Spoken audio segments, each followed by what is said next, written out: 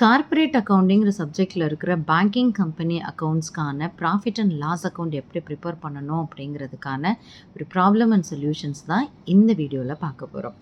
Banking கம்பெனியோட profit and loss account எப்படி prepare பண்ணணும், அதுக்கான ஸ்பெசிமன் என்னங்கிறதெல்லாம் என்னோடய ப்ரீவியஸ் வீடியோஸில் எக்ஸ்பிளைன் பண்ணியிருக்கேன். ஸோ அந்த வீடியோஸை பார்த்துட்டு இதை பார்த்தீங்க அப்படின்னா இன்னும் கொஞ்சம் உங்களுக்கு ஒரு பெட்டர் அண்டர்ஸ்டாண்டிங் கிடைக்கும். ஒரு ப்ராஃபிட் அண்ட் லாஸ் அக்கௌண்ட்டுக்கான ஃபார்மெட் அப்படிங்கிறது இந்த சம்முக்கான சொல்யூஷன் இப்படி தான் இருக்கும். So profit and loss account எப்பயுமே இந்த ப்ராஃபிட் அண்ட் லாஸ் அக்கௌண்ட் அப்படிங்கிறது 4 ஹெட்டிங்காக பிரிச்சிருப்பாங்க. Income, expenditure, profit and loss account and appropriations. இன்கமில் 2 ஷெட்யூல் இருக்குது. ஜென்ரலாக profit and loss account schedule 13 ஆரம்பித்து 16 முடிஞ்சிடும். ஸோ 13 ஷெட்யூல் அப்படிங்கிறது வந்து இன்கம் ஏர்ன்டு. இந்த இன்கம் ஏர்ன்டு கேட்டகரியில் இன்ட்ரெஸ்ட் மூலமாக, தட் இஸ் இன்ட்ரெஸ்ட்டாக பேங்க் ரிசீவ் பண்ணுற income from investment and discount received, இந்த 3 இன்கம் மட்டும்தான் இதில் ஆட் பண்ணணும். So interest and discount received and income from investment. Other income, இதை தாண்டி வேறு என்னென்ன இன்கம்லாம் பேங்க் ரிசீவ் பண்ணுறாங்கன்னு பார்த்தோம் அப்படின்னா locker rent, transfer fees, rent received. So income, discount, income from investment, இந்த 3 கேட்டகரியை தவிர வேறு என்னென்ன இன்கம்லாம் வருதோ அத்தனையும் other income schedule number 14 post பண்ணணும். தென் இன்கம் பார்ட் முடிஞ்ச பிறகு எக்ஸ்பென்சஸ் ஸ்டார்ட் பண்ணணும். எக்ஸ்பெண்டிச்சரையும் 2ஆக பிரிச்சிருக்காங்க, interest expended and operating expenses. இன்ட்ரெஸ்ட்டாக பேங்க்கில் இருந்து அவங்களுடைய கஸ்டமருக்கு என்னென்ன இன்ட்ரெஸ்ட் எல்லாம் வெளியில் போகுதோ, பேங்க் கொடுக்குற இன்ட்ரெஸ்ட் எல்லாமே எக்ஸ்பென்சஸ் தான். ஸோ அந்த இன்ட்ரெஸ்ட் எக்ஸ்பென்சஸை மட்டும் இங்கே காமிக்கணும். ஆப்ரேட்டிங் எக்ஸ்பென்சஸ், பேங்கிங்கிற பிஸ்னஸ் நடக்கிற என்னென்ன எக்ஸ்பென்சஸ் எல்லாம் பேங்க் பண்ணுறாங்களோ அது அத்தனையும் இதோடைய ஆப்ரேட்டிங் எக்ஸ்பென்சஸ் தான். Schedule number 16 provisions and contingency.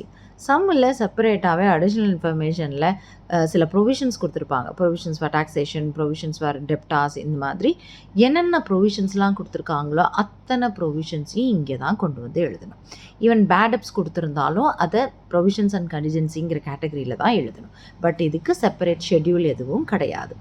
இந்த 2ம் முடித்ததுக்கப்புறமா தான் ப்ராஃபிட் அண்ட் லாஸ் அக்கௌண்ட் அப்படிங்கிற அடுத்த ஹெட்டிங்குள்ளே போகணும். ஃபர்ஸ்ட்டு 13, 14, 15, 16 இந்த சம்மில் என்னென்ன மாதிரியான டிரான்சாக்ஷன்லாம் இருக்குங்கிறத பார்க்கலாம்.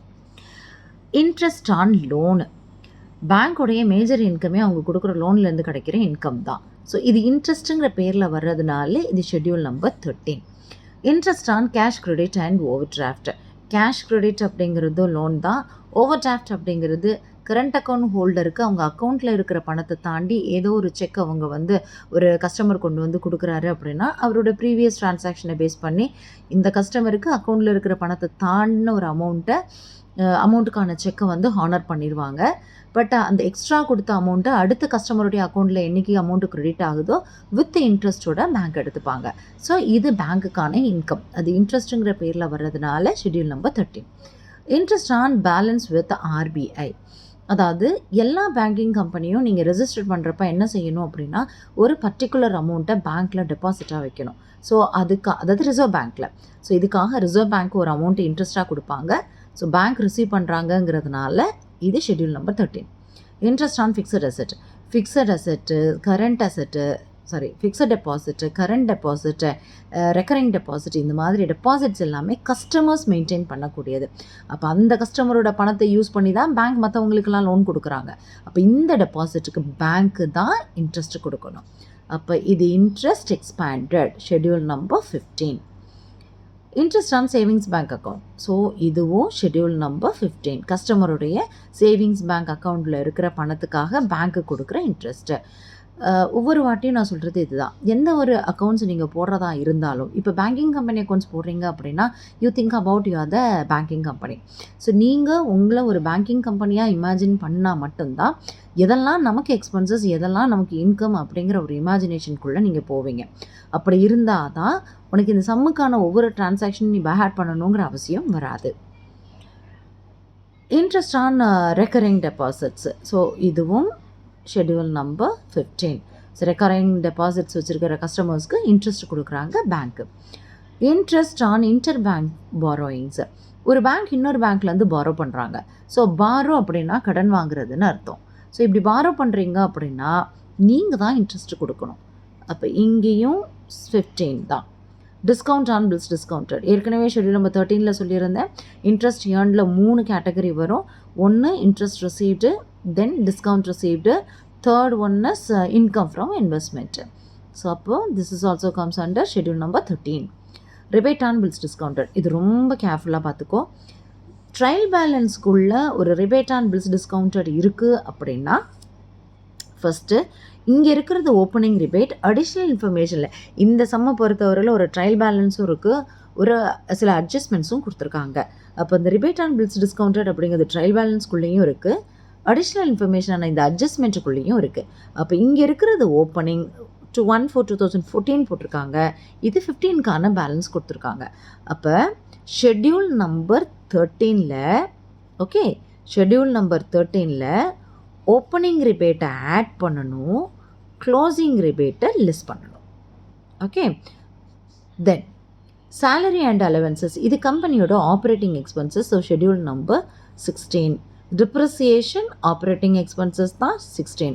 ப்ராஃபிட் அண்ட் லாஸ் இது ஓப்பனிங் பேலன்ஸ். இந்த 13, 14, 15, 16 எல்லாம் போட்டு நீங்கள் ஒரு ப்ராஃபிட் கண்டுபிடிக்கிறீங்க அப்படின்னா அது க்ளோசிங் ப்ராஃபிட். ஸோ இங்கே இயர் கொடுத்துருக்காங்க 2014க்கானது, பட் நாம் ஒர்க் அவுட் பண்ணிட்டு இருக்கிறது 2015க்கான கேல்குலேஷன்ஸ் தான் போட்டுட்ருக்கோம். அப்போ இது ஓப்பனிங் ப்ராஃபிட், இது க்ளோசிங் ப்ராஃபிட். இந்த ஓப்பனிங் ப்ராஃபிட்டை ப்ராஃபிட் அண்ட் லாஸ் அக்கௌண்ட்டில் ப்ராஃபிட் ப்ராட் ஃபார்வர்ட் அப்படின்னு இந்த இடத்துல எழுதணும். சரியா? ஓகே, தென் இன்சூரன்ஸ். ஸோ பேங்க் இன்சூரன்ஸ் எடுத்திருக்காங்க, அதுக்காக அவங்க ப்ரீமியம் கட்டுறாங்க. ஷெட்யூல் நம்பர் 16 எழுதணும். பப்ளிசிட்டி, அட்வர்டைஸ்மெண்ட் இது எல்லாமே ஆப்ரேட்டிங் எக்ஸ்பென்சஸ் தான்.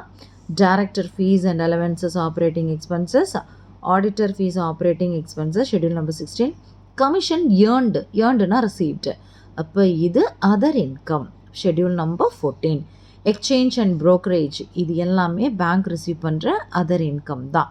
ப்ராஃபிட் ஆன் சேல் ஆஃப் கோல்டை வந்து சேல் பண்ணியிருக்காங்க, அதில் இவங்களுக்கு ஒரு ப்ராஃபிட் கிடச்சிருக்கு. அப்போ சேல் ஆஃப் இன்வெஸ்ட்மெண்ட்டும் அதில் கிடச்ச இன்கம் அப்படிங்கிறது 14 தான் எழுதணும்.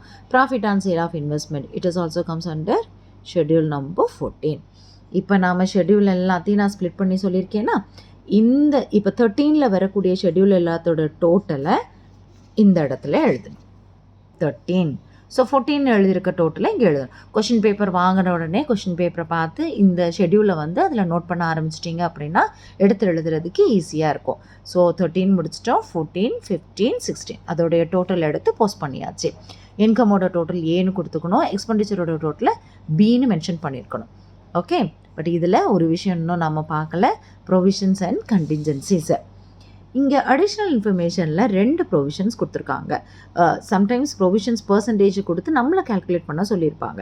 பட் இந்த சம்மில் provisions for income tax 1,50,000, provisions for doubtful debts 24,000 கொடுத்துருக்காங்க. அப்போ இதோட டோட்டல் அமௌண்ட் அப்படிங்கிறது 1,74,000.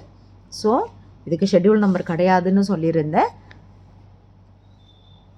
Provisions and கண்டிஜென்சிஸ் 1,74,000. ஸோ இதெல்லாம் கம்பெனிக்கு கிடைக்கிற இன்கம், இது எக்ஸ்பெண்டிச்சர். இன்கம்லேருந்து எக்ஸ்பெண்டிச்சரை லெஸ் பண்ணால் கிடைக்கிறது ப்ராஃபிட். இதுதான் ப்ராஃபிட்டோட அமௌண்ட். இந்த வருஷம் உங்கள் கம்பெனி ஏர்ன் பண்ணியிருக்கிற ப்ராஃபிட் 3,89,000. இந்த ப்ராஃபிட் ப்ராட் ஃபார்வர்ட் சம்மில் ஏற்கனவே சொல்லியிருந்தேன். ஓப்பனிங் ப்ராஃபிட் சம்மில் கொடுத்துருந்தாங்க, அதை எடுத்து இங்கே எழுதும். ஸோ இந்த வருஷத்தில் இந்த கம்பெனியோட மொத்த ப்ராஃபிட் அப்படிங்கிறது 4,63,000 இருக்குது. Okay, 4th heading appropriation. நமக்கு கிடைச்ச 4,63,000ல் எவ்ரி இயர் எந்த ஒரு பேங்கிங் கம்பெனியாக இருந்தாலும் அதில் 25% அப்படிங்கிறது இங்கே கேல்குலேட் பண்ணி வச்சுருக்கிற இந்த அமௌண்ட்டுக்கு 25% கேல்குலேட் பண்ணணும். ஸோ கேல்குலேட் பண்ணி அதை ட்ரான்ஸ்ஃபர் பண்ணிடணும்.